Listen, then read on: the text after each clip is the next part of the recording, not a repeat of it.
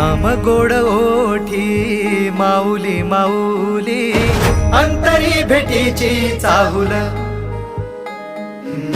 मोकळ आभाळ पंढरीची वाट, चालू लागली पाऊल.